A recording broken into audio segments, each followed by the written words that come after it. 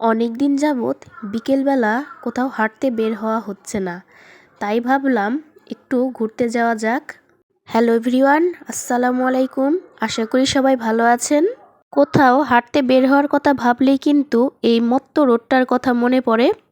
যারা সকাল বিকাল নিয়মিত হাঁটেন তারা কিন্তু বেশিরভাগ এই রোডটা দিয়েই হাঁটাচলা করেন। যেতে যেতে প্রথমেই চোখে পড়ল গণকল্যাণ ট্রাস্ট। আর এই জায়গাটা তো সবাই চেনেন যারা যারা মানিকগঞ্জে থাকেন। ওটা হচ্ছে মত্তের মঠ যেখানে অবস্থিত সেই জায়গাটা। বিকেলের মিষ্টি রোদ আর গ্রামের শান্ত নিরিবিলি পথ। আজ আমি আর আমার ভাগ্নি বেরিয়েছি প্রকৃতির ছোঁয়া নিতে।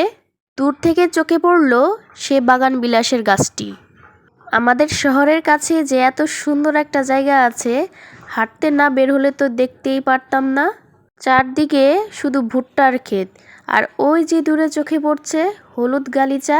সরিষা ফুলের মন মাতানো ঘ্রাণে চারপাশ যেন ম ম করছে। ধীরে ধীরে সেদিকেই কিন্তু এগিয়ে যাচ্ছি।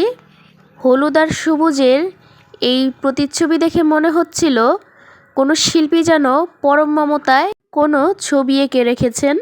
গ্রামের এই অপূর্ব প্রাকৃতিক দৃশ্যগুলো সত্যি খুব সুন্দর, তাই না?